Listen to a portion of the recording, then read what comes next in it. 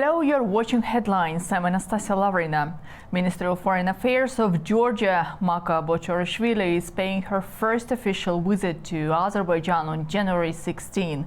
Baku is hosting the 10th meeting of Azerbaijan-Georgia Intergovernmental Commission. Azerbaijan and Georgia have long shared a strategic partnership, but the evolving of geopolitical landscape presents new opportunities. As both nations deepen their ties in energy, infrastructure and trade, the questions arises. How will their collaboration evolve in light of shifting alliances, regional security concerns and the growing influence of global powers? More details right now. Joining me is Ahmad Alili, Director of Caucasus Policy Analysis Center. Ahmad, warm welcome to our program. Thank you, Anastasia. It's always a great pleasure to be here with you. Thank you very much. So let's start with a broad discussion of bilateral cooperation between Azerbaijan and Georgia. What prospects lie ahead of two countries, especially after this first official visit of the Minister of Foreign Affairs of Georgia to Baku? Yeah, and it's a very expected visit.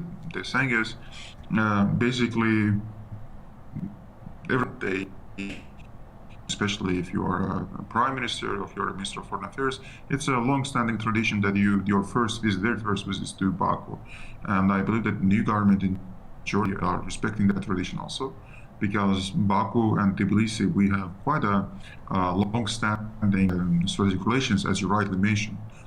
There is no single project that regional strategic project that involves one of the countries. All of the strategic regional projects, they involve both Azerbaijan and Georgia, and in this sense, we have these symbiotic relations.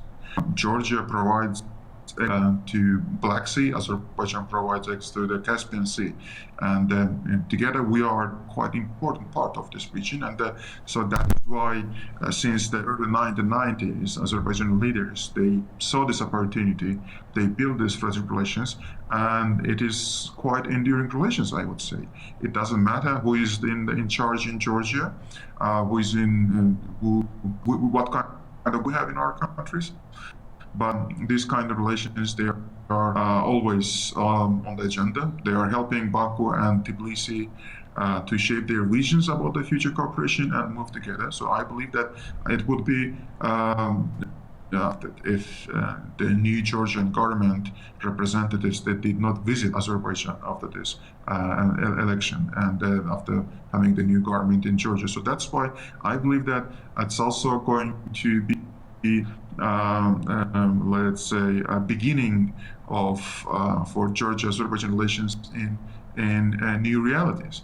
The thing is, the realities in South Caucasus change very fast. Indeed, you already started to answer my next question about the new realities in the region and the global changes. Donald Trump is back to White House. In a few days, he will have his inauguration on January 20. And we do know about the tensions growing in some parts of the world. Therefore, let's talk about the new role which can be assigned to Georgia in the South Caucasus today.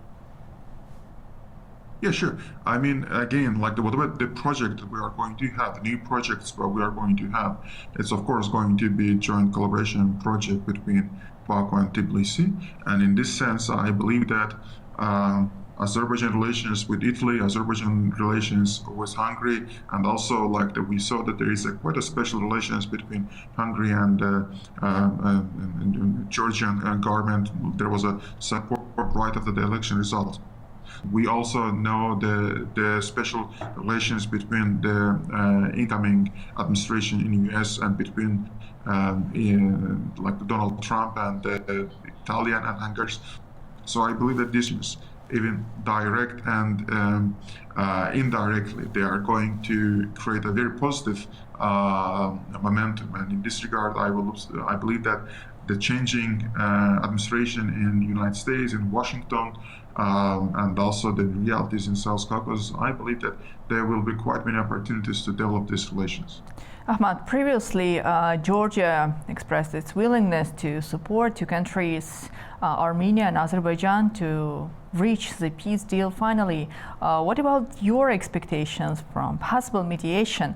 Azerbaijan and Armenia had already great experience of working together. I mean, on the bilateral level, negotiations which led to the achievement of some results last year also. Therefore, how do you see and how do you expect the Tbilisi to contribute to these processes in the future?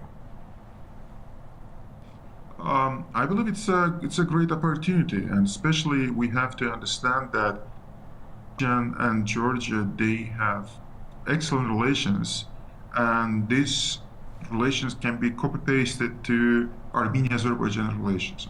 So I'm not talking about the Armenia-Georgia relations. I'm talking about the Azerbaijan-Georgia relations, which can be copy-pasted to Azerbaijan-Armenian relations. So it means that Georgia, even without doing anything, as an example how in South Caucasus we can build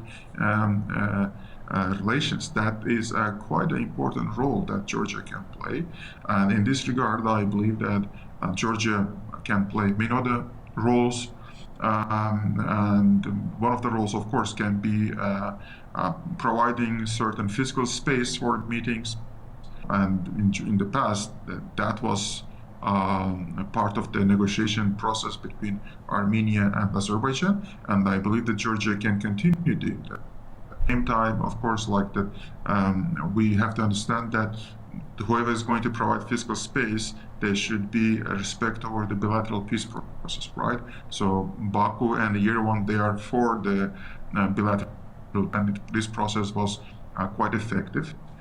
And I believe that this can continue how it is, that might bring many positive moments to the peace process also. So it means Georgian presence in the process there will be less intrusive from Baku's and Yerevan's perspective. So that's why I believe that Baku and Yerevan might welcome this presence at the peace process. But at the same time, we have to understand that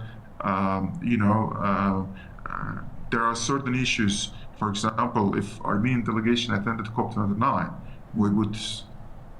there would be a completely different picture right now in the peace process.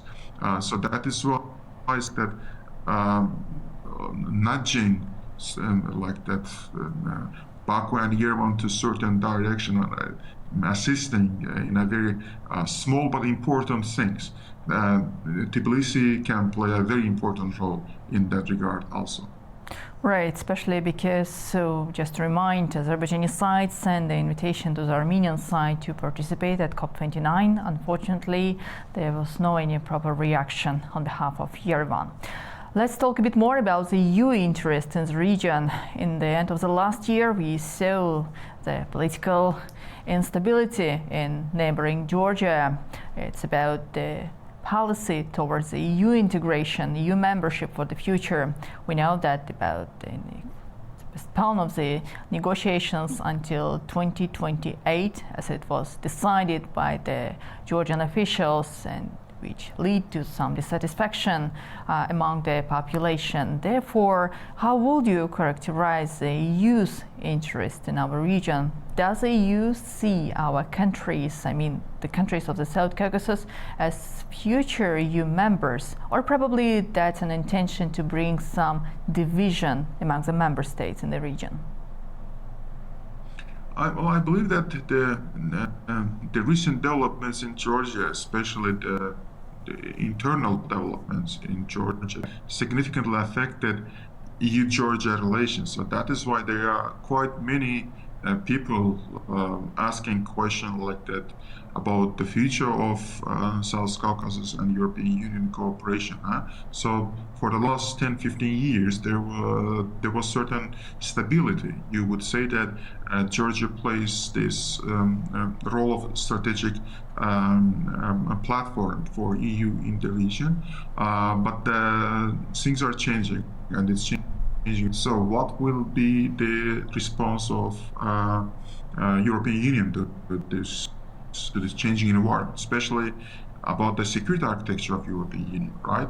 So now we are living in a time when the military force takes quite important place in the overall foreign policy. So it means that the European architecture that we are used to, it's no more, right? So what will be the new security architecture? And I believe that Azerbaijan wants to play a completely new role in this new security architecture. The President Aliyev's recent interview like demonstrated that Azerbaijan sees the developments taking place in the South and the Caspian Sea also as part of foreign policy. So Azerbaijan wants to play an important role in this regard also. So quite many new determinants. And I believe that now EU and South Caucasus countries, they are in a negotiation phase how to move forward, because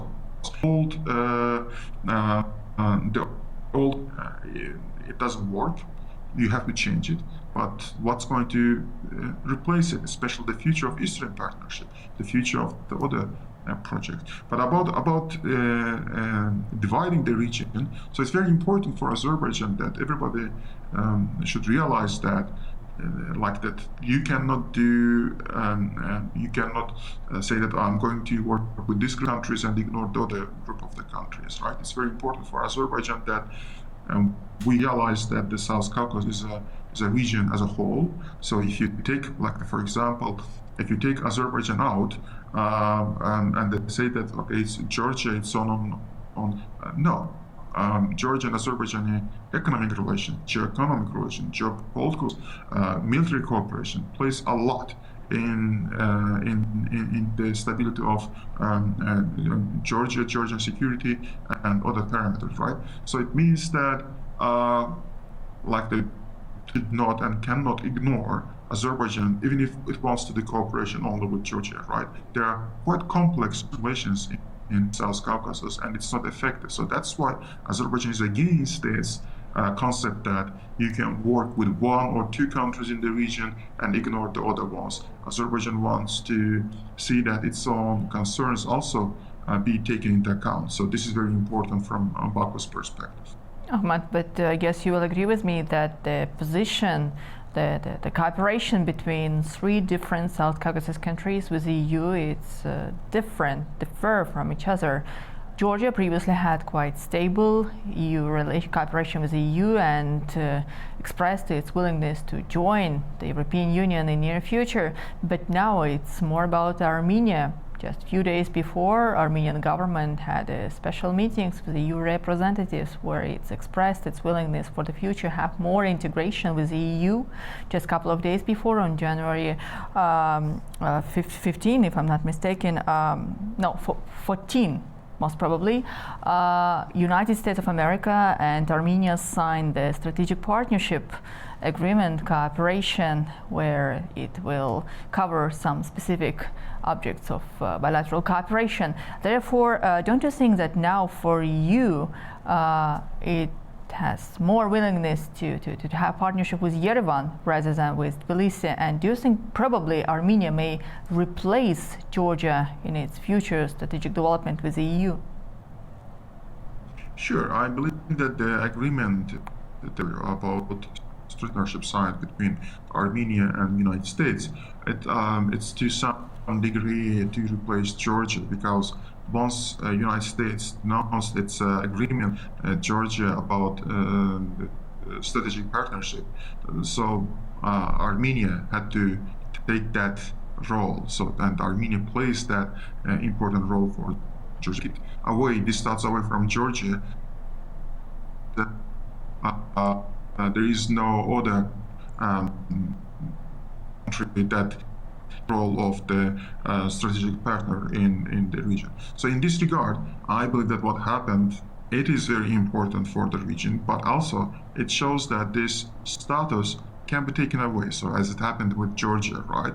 So for a long time, with that Georgia had that status, now it's being taken away, and it shows that both in Georgia and Armenia, there are certain publicly declared goals, but the most is that Azerbaijan is the country with the most stable position in this regard, because Azerbaijan once announced that it is having a balanced foreign policy, and it's most predictable and stable in this regard. So it means that we can move on with the cooperation between Azerbaijan and the Euro-Atlantic Community representatives. So it means that these relations will be much more stable. So, and I believe that if you want to achieve stability in Georgia-EU, Georgia-US relations, Armenia-EU, Armenia-US relations, ignoring the Azerbaijani component also is not effective. So it should also be taken into account. Right, and my last question within this program, should we expect Georgia to be mostly integrated now in regional agenda and regional project together with Central Asian states, maybe with China, and coming back to what we have in our region, Platform 3+3, where Georgia, due to the obvious reasons, denied to participate previously, as it has some tensions with the EU? Sure, I believe that if there will be a new project in the region, that should be like that. There should be regional cooperation.